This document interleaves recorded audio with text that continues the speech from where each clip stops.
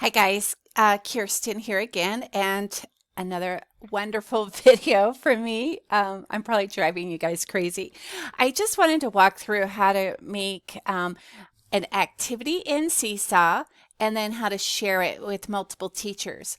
Whenever you open up Seesaw, I think it usually dumps you here in the journal page. This is where you see where homeroom teachers see activity that has been completed. Before I show you how to make an activity, I'm going to click on something here. Here's my activities. I would recommend that you add some fake students to your class so that you can practice your activity before you send it out. That way you can see how the students will see it and fix anything that you don't like or that's not working before you send it out to the teachers. So once you've assigned an activity to a class, you'll see it here on your activities, this light bulb. You click the light bulb, and then you'll see all your activities here. To test it out, you can click on this add response. That's what students do. So you can go ahead and add a response and look at your activity and make sure it's all up and running. When a student is finished, they click this green check right here up in the right corner. So I just wanted to share that little tip to have some fake students. That everything I've learned through my fake student. So to create an activity, I'm actually going to go down to where it says Browse Activity Library. Click on that blue bar and it takes you into the library. So there's two areas of the library. There's community, and there are tons of awesome resources in here that are made already. So I have kindergarten selected, and then under subjects, there's even physical education, there's a music area.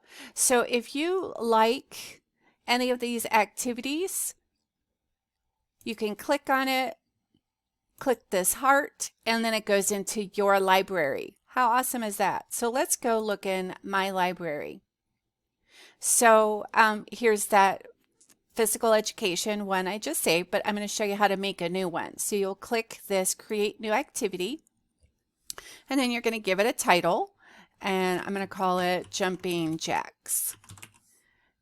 And then in here, student instructions, that's what students will see when they open up they do that respond to activity. So maybe it's just simple as do 100 jumping jacks. I don't know. It can be pretty simple if you want. I would recommend if you are for kindergarten, first grade, anything that you can add voice instructions to would be fabulous. I think we can only add a voice instruction or a multimedia instruction. So you can't do both as far as I know, but maybe you guys can figure out how to do both. But to add a voice instruction, you would click that button, click the microphone, you would talk, hey guys, coach here, do 100 jumping jacks. Hit the pause, and there it is. I'm going to actually, well, hold on. You can do a link and voice instructions. So if you wanted to upload a photo or, make a drawing, any files that you have on your computer, you would use this upload here. Note uploads just a piece of paper that you can write on, but right here is link. So if you have any videos on like say YouTube or anything you want to link, you can link it right here. So this is a video I created with a story. So once you put your link in, you hit the check. There you go. Once you have your activity directions in here, I would suggest also adding a template for student response because these students are used to doing something before they submit back their assignment. So let's click in there. It can be as simple if you click drawing, it'll just put in a white page for them to write on. You could add text and say, write your name, or, draw a picture of yourself jumping.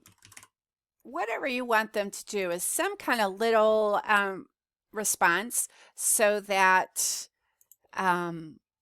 you have a record that they completed the assignment. There is a microphone over here. I'm going to tell you, if you use this microphone and put some audio on this page, then the student can't write anything on that page. Something I've learned the hard way. So make sure you do the audio on the instructions page. So I'm going to hit the green check. And so we see our title, we see our instructions, and then I see that I've attached that template for them to give a response. So I'm going to hit save. And there is my activity. Now to share it, these three dots down here, super easy. You click on the dots, you go down to share activity, and then get activity link right here. You copy. So it creates an activity link, and then you can go over to your email. Try to make this bigger. Go over to your email, and then you just copy and paste. I'm sorry, you're just going to paste that link into an email, and then you can send it out to the kindergarten teachers, and then we can import it from there. Does that make sense? All right, thanks guys.